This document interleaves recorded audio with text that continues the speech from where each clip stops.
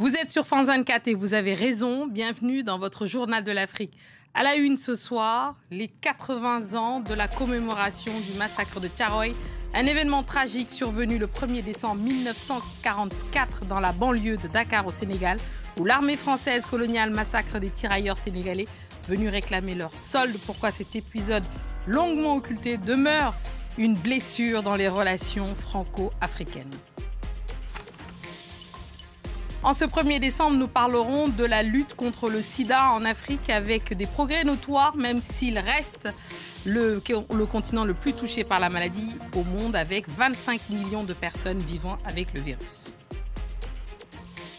Et un document rare dans ce journal, un reportage en Libye, à Morzouk et Seba, théâtre de plusieurs guerres civiles et conflits tribaux depuis 2011. Aujourd'hui, le fonds de reconstruction de Belgassem Haftar, le fils du maréchal Haftar, qui règne sur l'Est libyen, multiplie les opérations pour reconstruire et stabiliser ces villes à proximité des champs pétroliers, très importants pour l'économie libyenne. Et on ouvre cette édition en allant directement à Dakar pour retrouver notre correspondant Eliman Ndao qui a couvert pour nous la cérémonie d'hommage et de recueillement à Thiaroye dans la banlieue de Dakar où il y a 80 ans étaient massacrés de nombreux tirailleurs sénégalais. Voici son récit. Par devoir de mémoire, de vérité et de justice, nous ne pouvons oublier l'horreur des exécutions sommaires du camp de Thiaroye. Cette déclaration est du président sénégalais Bassirou Diomaye Faye qui présidait ce matin à Thiaroye les commémorations des 80 ans du massacre de Thiaroye, des commémorations auxquelles ont pris part le président mauritanien, gambien, gabonais, Bissau-Guinée ou encore le président des Comores. Les Sénégalais sont en tout cas ravis de ces commémorations.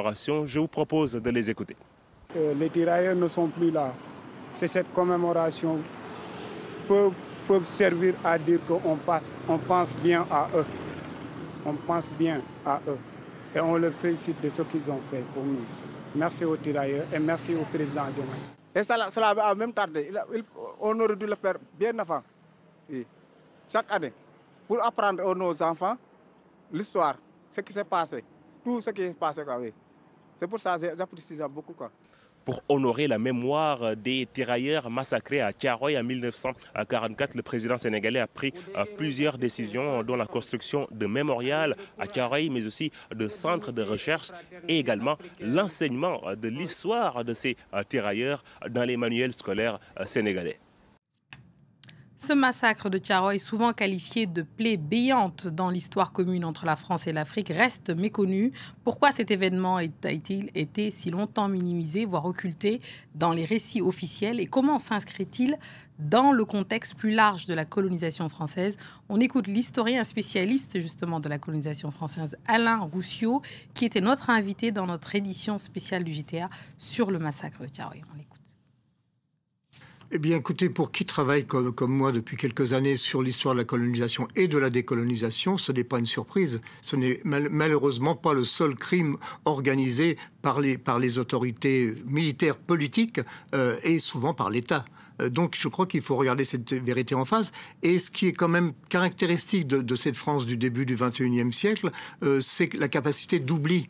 La capacité d'oubli. On a oublié Thiaroye en 1944, on a oublié les massacres du Constantinois au printemps 1945, on a oublié le bombardement d'Haiphong au Vietnam en fin 1946, on a oublié les massacres de Madagascar. Les colonisés, ou plus exactement leurs descendants, eux n'ont pas oublié.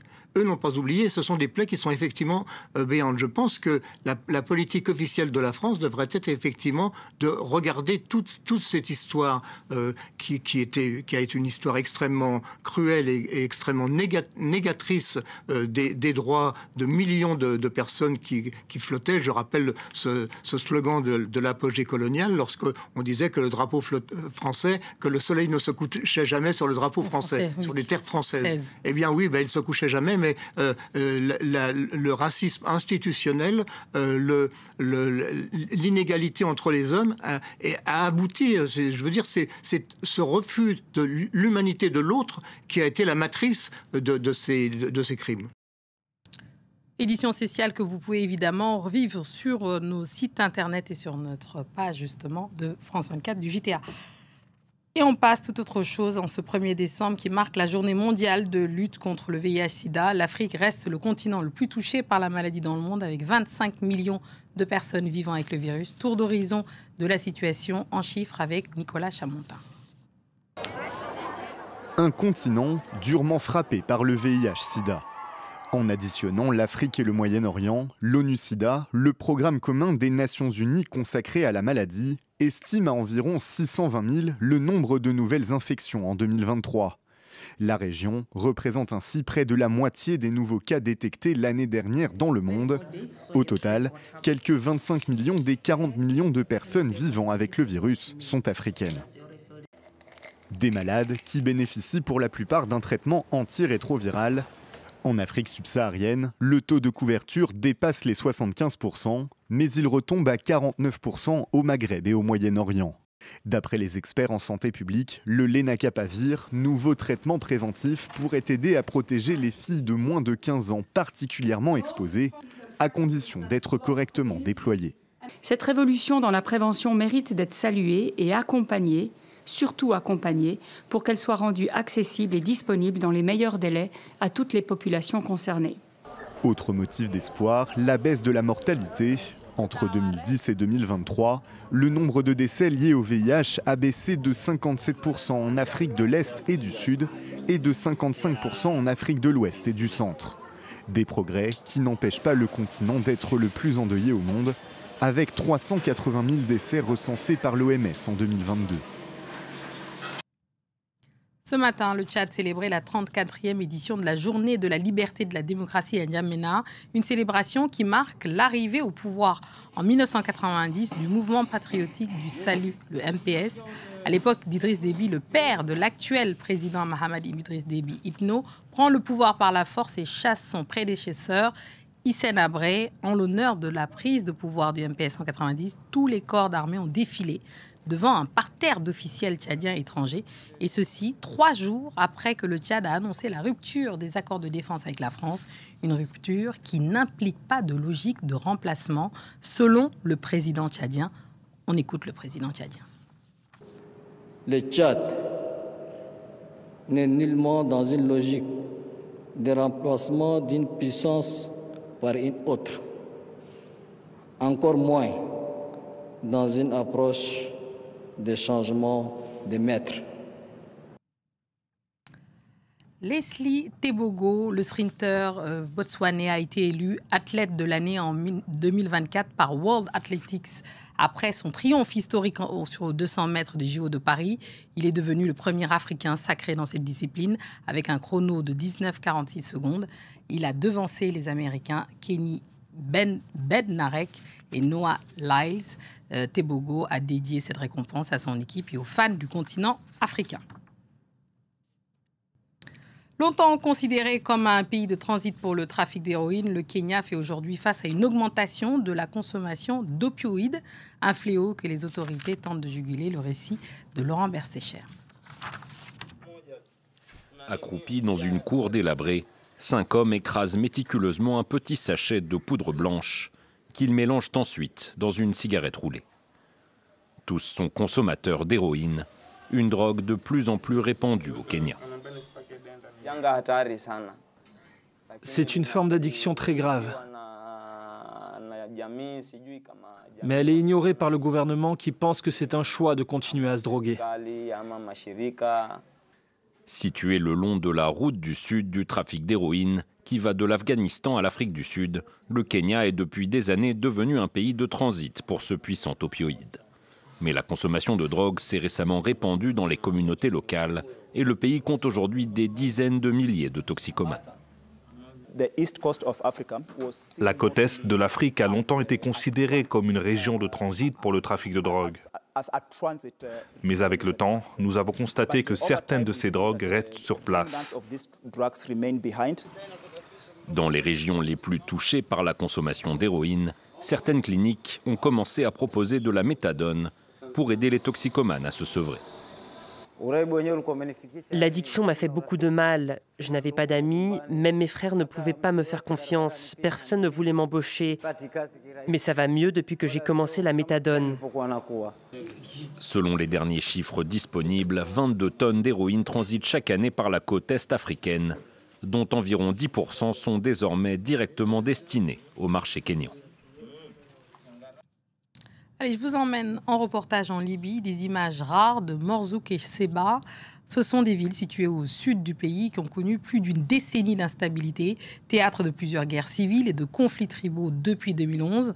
Aujourd'hui, le fonds de reconstruction de Belkacem Haftar, le fils du maréchal Haftar, qui règne sur l'Est libyen, multiplie des opérations pour reconstruire et stabiliser ces villes à proximité des champs pétroliers, très importants pour l'économie libyenne. Nos journalistes à Tunis, Lilia Blaise et Hamdi Tili, ont pu se rendre en exclusivité sur place. En plein milieu d'une oasis dans le Sahara libyen, Sebha, surnommée la Cité des Sables. Cette ville de 140 000 habitants vit au rythme des travaux de reconstruction. Cet hôpital souffrait d'un manque d'entretien depuis plus de 30 ans. La région a souvent été instable sur le plan sécuritaire et nous n'avions aucun moyen pour développer ou reconstruire le centre hospitalier. Là, on peut constater une nette amélioration. Mis à part les travaux, il y a plus de sécurité. Une nouvelle université va aussi remplacer les containers qui faisaient office de salle de classe pendant des années.